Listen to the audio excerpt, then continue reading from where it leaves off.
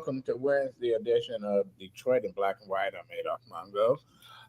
Good evening, Vanessa Moss, attorney Vanessa Hey, Moss. hey, everybody. Welcome to Detroit Black and White, our Wednesday edition. If you're watching, we want you to like, and subscribe. Listen, we are all out in this world. We get people commenting all the time. Hey, we like your show. We want you to like it, but we really want you to like it by hitting that like button. You can catch us on all social media platforms, Detroit in Black and White. Like, and subscribe. Okay. We want you to love it, not just like it. Well, okay, Lengel, your turn. Say what you want to say. Allan Lengel, co-founder there. Hi, how are you? You want me to say my my whatever of the week? He said, say what you want to say. Or just say hello. What? Yeah. Just say hello. Let's move on. Jim Nardone, welcome back. Happy Wednesday. Condolences to the loss of your mom. Sorry to hear about that. Yes. Thank you, guys. Yep. Hell of a thing to go through, but we're glad to have you back here on Wednesday night. Eric Brown, a contributor, started a lot of shit, but he is who he is. Went to East. Likewise, Jim, and for those out there on the roads, be careful. Then you go to Eastern, Eric. Okay. Huron. Huron. If not Huron. Is that It's the Hurons. home? It's Hurons, buddy. Isn't that the home of John Norman Collins? Our famous alumni. Did he go to Eastern? Yeah, he went to Eastern. They put him on the student handbook and stuff. Oh my God. John Norman Collins. But anyway, I couldn't help but watch the news, and the father of the two kids that froze to death in a van got out there and said he was going to tell the real deal. I didn't buy it. I'll go to you, Vanessa. You're a defense attorney and stuff.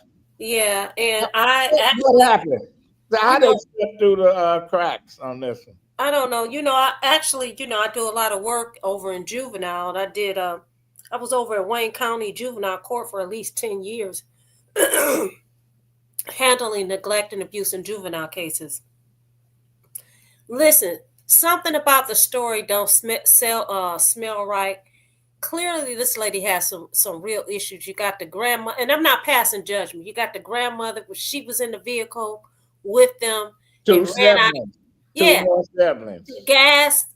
She ran out of gas on her. Something about this don't sound right. But the fact that she actually called for help a couple of months ago to get some housing, that is a problem. Eric is one of those people that is out there making sure that people are warm by giving them blankets and socks and shoes. And he actually collects money. People actually give him donations to do that.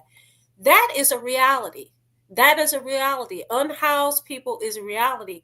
We know that we look at television, we see people in California and Phoenix and all these Seattle and all these other places, but we have issues right here at home. So how did it slip through the cracks? I don't know, but it sounds like was the grandmother unhoused as well? Were they all living together and then they end up unhoused? I don't know. It's just a very, very sad situation. And the father admitted he lived in Northfield. He admitted that the mother of three of the kids, of his kids, called him and said, "Take the kids." He said he didn't know she was homeless. But if I know it's that damn cold outside, and somebody said I would take my kids, but that's me, and I don't know the situation. Right. You got 7 people, 8 people in a van. Lengel. Well, let me ask you this, though. Let me ask the panel this. Did you guys look at the ages of her children? At her age, I think, she's 29, and her oldest is 13. She's having kids pretty young. That's a whole lot. I mean, it's well, that's a different situation. I'm not morally trying to. No. I'm not saying that. I'm just saying that's a whole lot for a young person. A whole lot of responsibility. She had a mom with her. She had no backup. Allan, when you looked at and heard that story, what come across your mind as a former journalist for maybe And who fucked up in the city? still. And Who fucked up? Yeah. You know what? I mean, I think with everybody, it's like, what's going on here? I mean, it's freezing outside. You don't have heat. And then what happens is she sees the 2-year-old is not breathing. She called her sister. I guess her sister takes the child to Children's Hospital. And then it's not till later that she realizes that the 9-year-old is not breathing. And they take that child later. I mean, you would think, you see people are sleeping or whatever, you might want to make sure they're alive at least, or breathing. I mean, it's just, there's something very tragic about it. I mean, I understand a lot of people don't want to go to shelters. Right. They're not the greatest places to be. There's sometimes intimidated. Sometimes people steal stuff. People don't feel safe in the shelters. They'd rather find alternatives. And, it's unfortunate that they couldn't find anything better than that. There is emergency shelters. There's emergency homes through the Cass Communities Services. They have temporary homes. I think a lot of the system failed, but the mother failed as well. So, Jim, the former police chief, if that woman would have pulled up in a van to Trenton Police Station and said, "We're freezing, I ran out of gas," what is the reaction what your department would have taken? The first thing we would have done is brought her inside and saw that the kids had something to eat and that they were warm. And more than likely, the police officers in most agencies, whether it's Detroit or whatever city you want to talk about, would have paid to house those people overnight or for 2 or 3 or 4 nights. That's my experience in the policing profession, that the police officers want to take care of people. And I've seen them do all kinds of things for people, whether they're involved in a fire or many different scenarios where the police have stepped up. And I'm not talking about police money. I'm not talking about the city. I'm talking about their own money. Yeah. And I think in this case, had she rolled up and said, "I'm out of gas," or she pulled off the side of the road, the 4 or 5 police officers that showed up would have found a way to get her somewhere to stay.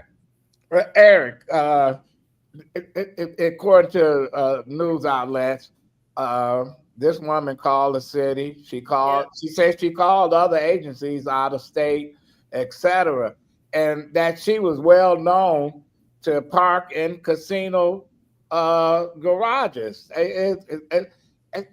Shouldn't that been a red flag if you at the casino and somebody you working there? Here's a van full of kids coming in there. They can't gamble. They can't go in there. Your take on this? And you read my mind about what I was going to speak on, which is the casinos, because if it's cold outside and a car is running, the exhaust smoke will be coming out.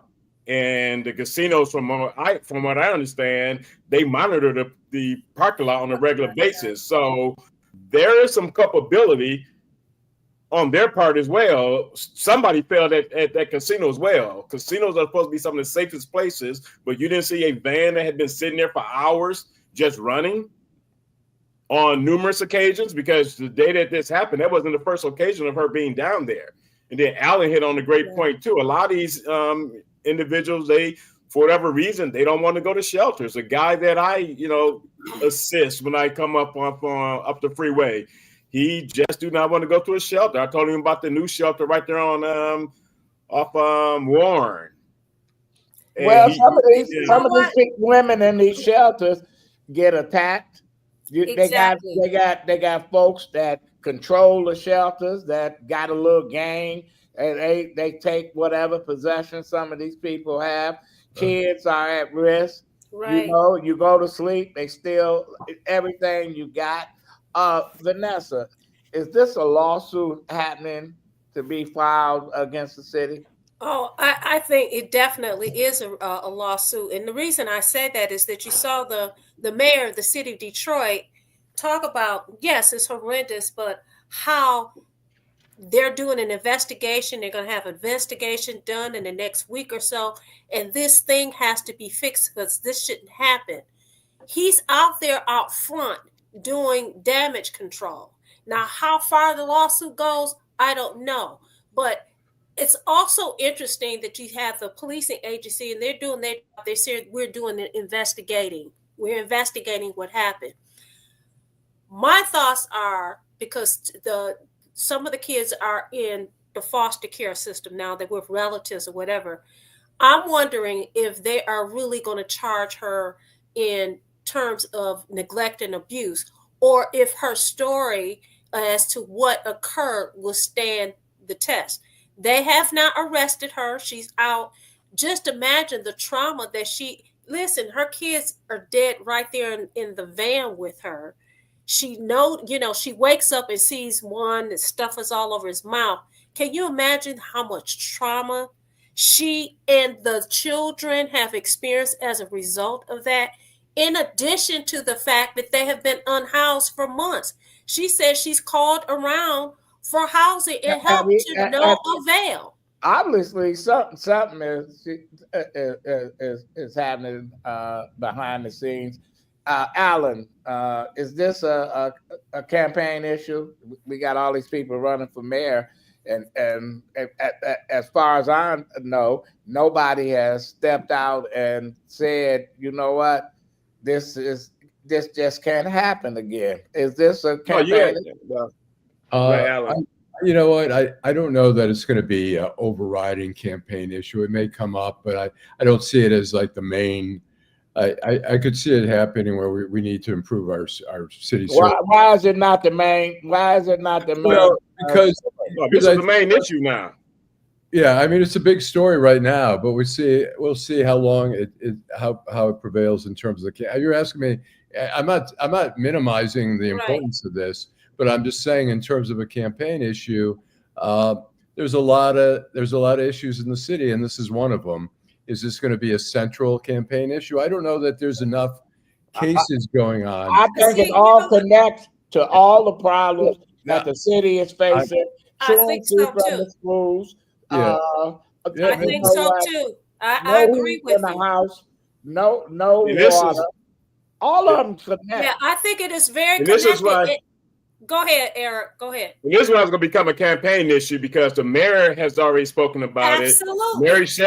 Mary Sheffield put out a big press release today. So too did Mary Waters yesterday. So it's going to become a campaign issue because, to your point, Adolph, you have so many issues that it's just going to blow up. People are sick and tired because if her story is true, this is about to become a campaign issue. She said that she reached out to the city and got no help.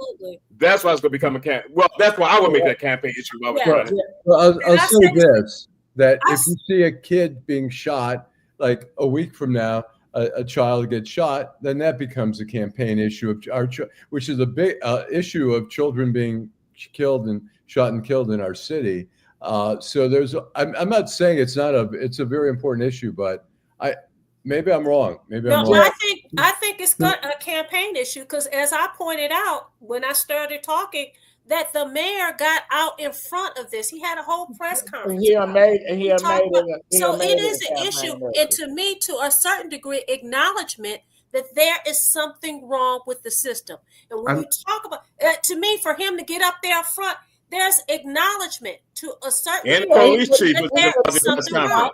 And let's be clear, these shelters, even if the shelter was available to take them, listen, they have a time to come in and a time to come out. Period. The end. Okay. Another problem with shelters. So, and then there's some restrictions in terms of if you can get into the shelter, you have these many kids. Do we have enough room to shelter these 5, 6, 7? We're gonna have to take a break. We'll come back. We'll continue the conversation. Come to you, Jim. Can we address some of our viewers yes. when we come back? And I'd like to go back to the casinos and talk about that for a minute. Okay, this is Detroit in Black and White, Wednesday edition. Be right back. In the heart of Detroit, Bruce Simpson. Our city ombudsman and his team are dedicated to making your voice heard. The City of Detroit Ombudsman is a liaison between the City of Detroit and all persons who have a complaint or inquiry into the operation of a city department or the conduct of a city employee.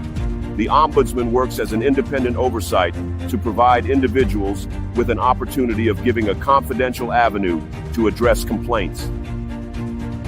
You can reach the Ombudsman's office at 313-224-6000 or email us at ombudsmandetroitmi.gov. You can also visit us at the Coleman A. Young Municipal Center. For more information, go to www.detroitmi.gov and type in Ombudsman. We are here to help. In Detroit, we are all one team. When you win, we all win. Hi, I'm Eric Sabri, your Wayne County Treasurer. If you're living in the home of a deceased family member and you're facing property tax foreclosure, the probate process can be helpful to you. If you file a probate petition and notify our office, the foreclosure proceedings will be halted during the probate process. Contact us at 313-224-5990 or email us at taxinfo@waynecounty.com. We're here to help.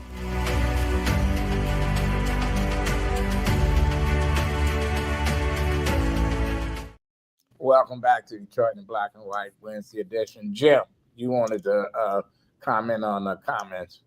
Yeah, I just wanted to say thank everybody for their comments. And Queen Bee she's on the COC, and she organized Detroit Eviction Defense. She says that the city is broken and they won't even answer the phone sometimes. I think she's talking about the people that should be helping the homeless. These shelters need better help. This is horrendous. No single mom with kids that are homeless is going to a police department for help. That may be true. And then we talk private early. Let's talk then about a maternal and infant order. That's for dropping kids off at fire departments and police departments and wherever else, City Hall. And I think that's a little different. But I'd like to go back just for a minute. Thank you, Dominic. He thinks Adolph's got it right tonight, and that's the way we always think. But if you go to the casino, and I spend some time at the casino, it's usually between September and January, one of the casinos. I don't want to say which one because it's not relevant, but they're very busy. And if you roll in, say, on the third or fourth floor of some of those casino parking lots, I have a hard time believing, even if they're secure, that somebody's going to notice a van, because I'm not sure they're doing a lot of patrols, but they do have cameras. And typically with any organization, like in Detroit, when you have your little incident in Detroit, Adolph, they go back and look to see what happened. They're not really proactive surveillance. I'm not sure how they're doing around Little Caesars, but my guess is it's probably more, hey, what happened on the third floor last night at 2 a.m.? We go back and follow up on it. So I'm not sure that they're doing any proactive security patrols in any of the casinos. Didn't the churches used to be a sanctuary where you can just somebody just wrote the churches and stuff? And they still are. Some of them still are. We have a church downtown because I've had a couple of clients who are unhoused, and they actually go to the church. They get food. They also are able to get their money, their monthly, Well, I've seen a church over here. There are some churches. There's a church in Corktown, but the only people that's over there at that church and they get food, etc., are grown men, old men. It's not a place. This church is not a place where you take some kids in, and you can sleep in peace or whatever you can do. We just don't fail this family, regardless of whether the mother was neglectful or not. I wanted to ask Jim, and then I'll come to you, back to you, Vanessa, then Allan. Jim, should this woman be, as a former police officer, do you think she should be charged with neglect? When I saw this, first of all, the day before yesterday, I felt like we were all responsible, and that's a terrible feeling. And I think it's too early to jump to those kind of conclusions. Here's a mother, and I don't know all the details, but she was trying to keep her family together. And as far as the father goes, every time one of the media outlets have the father coming on the last day or two, whatever it is, I change the channel because I really don't care what he has to say at this point. He was not there. So he doesn't have any details on what Right. happened. Listen, he failed his kids too, Vanessa. One of our viewers said Detroit Sucks talked about this young lady's sister and said that she had a house, and they said they don't know her situation, but I can't imagine allowing her nieces and nephew fees to death would have been an option. This may have been a situation where she may not have had a good relationship with her sister, or she just did not. She said, listen, these are my kids. I'm taking care of them. I'm not going to go there. We don't know what that situation is. What we do know is even if the sister said, bring those kids here, if she said no, she said no. We don't know. Well, the sister might have said, I'll take the kids, but the grown-ups, the siblings, and the mama, and said, y'all unwelcome. So I can understand that. Allan, you had something to say. No, I was just I mean, all the stuff everyone's bringing up is valid. I'm just saying, when we talk about a campaign issue, will it be a campaign issue? It will be an issue, but if you push that as the issue of the campaign, other people are going to say, well, what about our neighborhoods? What about this? What about city services? So I didn't want to minimize the importance of it, but I'm just saying there's a lot of issues, and I don't see what you're talking about. The day I reached out to Santil Jenkins' campaign, and because she ran Thaw for 10 years, she said that she has addressed it. There's an op-ed piece coming out Sunday in the Detroit Free Press and stuff, and she's on top of it. So, I just couldn't imagine her not jumping out there and saying, hey, wait a minute, this is what I'm used to dealing with. Go ahead. Right. But the bigger issue, and I think we all feel the same way, America is the fucking richest country in the world. There's no way in hell that this should be poverty and homelessness should not be an issue in this country. But it is. I know it is, but I'm just saying it's still for it not to be addressed. I mean, certain issues in society and societal ills that we should not be talking about year after year after, no matter who the president, what state you're in, who the governor, what city you live in, who the mayor. Homelessness should not be as big of an issue as it is all across this country. I mean, I went out there 2 years ago, Adolph. I went to 2 years ago. People a year die in Phoenix, Arizona, right down the street from the capital of Arizona every year because of heat. So when I went to California 2 years ago, you got this community where a certain person is the congressperson for that district. Homelessness is just off the chain. So my friend, he's originally from Detroit. I said, okay, take me where Maxine Waters lives. She lives in a fucking gated community. So these politicians are big ass jokes. I just, it's just so, and people continue to vote these people in while they complain about the social ills that these people that we elect are responsible for too, and do nothing. Well, you know what, Eric, I agree with you that we're supposed to live in the richest country in the world. But saying that, I've always said that you need to take care of home first before you go take care of other people.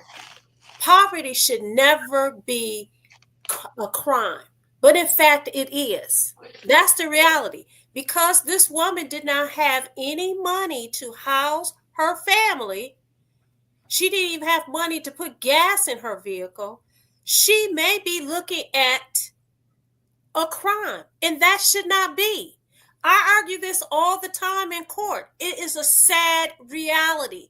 We go and take care of everybody else, but we do not take care of home. And that is a problem. If somebody's asking for somebody to support them politically, what are you going to do for me? What are you going to do for our community? I mean, you had a client, Vanessa. You had a client that the judge made come to court. He didn't have money to get to court. And then he go hold him in contempt. Absolutely. I mean, what kind of shit is that? Absolutely. Well, but this is the new normal. But now let's look back at these kids. Now, all of a sudden, one of the funeral homes stepping up. Yeah, McFall Brothers. We're gonna pay for the funerals and shit. Fuck all that. You know what? You're paying for the funerals. don't make the grief. I just can't imagine in a car at night, early in the morning rather, and you got 2 dead kids laying up there. You got another kid. You got 2 of your siblings. You got your mother-in-law. Why they sleeping? No gas. No, the car won't start. Why didn't one of the grown-ups go up to the casino and say, "Can we all come into the casino? Because we about to freeze to death." Jim? Here's my Isn't issue. it a strict requirement about age? I mean, yeah. It don't matter, Jim. Your take. Thank you, Derek. Thank you. You don't like my music. You guys both are making excellent points here. Here's my issue that we're talking. I know Eric's the guy that'll stop on the side of the road. We've all done it. Given somebody a pair of boots, not as organized as Eric, and I give credit to Eric for what he does. But here's the situation. A lot of people on the streets, some of them don't want help, but this is different. These are children. These kids, they didn't decide to be homeless. It's not their fault. They're not the decision makers. They're just the victims in this case. And that's a distinction we need to recognize. I want to address real quick, Adolph, when you talk about why don't they go into the casino, my impression is people who do this, who park overnight, they don't want the attention of the casino because they're really not, the parking is for a casino. If you're freezing to death. I know, I'm saying though, but they want to lay low. They don't want to get the attention of the casino. Well, you got 2 dead kids. Vanessa, go into your final thought. That can still be part of the conversation. Okay, so Marcia made a point about there are a lot of people that are unhoused that sleep in their cars. I would say this, that maybe she did not want to go in the casino because she did not want that kind of attention. And it also tells me when I look at the story that this is not the first day that she's slept in her vehicle. This is what she's been doing. And they have been surviving. She's been able to get through it. It's just that this time it did not work out that way. Okay, Allan, your final thought on right. I want to just read something from the New York Times about, this is a little going national. It's on Pete Hegseth. It says Defense Secretary Pete Hegseth has removed portraits of his predecessors from the Pentagon, banned Black History Month celebrations, restricted access to learning materials in military schools that touch on views he doesn't like, and has attacked renaming of bases that honored Confederate generals. And speaking to a room filled with African Americans, Asian Americans, Latinos, and white Americans, both men and women, Hegseth offers a full-throated attack on the military's decades-long efforts to diversify. Quote, I think the single dumbest phrase in military history is, our diversity is our strength. I just want people to be aware of what's the dismantling of America, what's going on. Okay, Jim. You don't like my music's talking about no social support for these folks. So we look at the mother and we want to blame somebody. It's society. I don't know. There has to be money. As somebody talked about Ukraine, there has to be resources available to try and get out there and help people that are without homes. We need to be better as society. And if all of us don't feel a little responsible here, I just, probably all our commenters, and we all feel like we wish there was something we could do. How do we stop it from happening again is the biggest question. Eric. And Adolph, you mentioned the father of two or three of the kids living in Northfield. Northfield is an upscale community. Where the fuck was he at? Those were his kids. He was a sperm donor.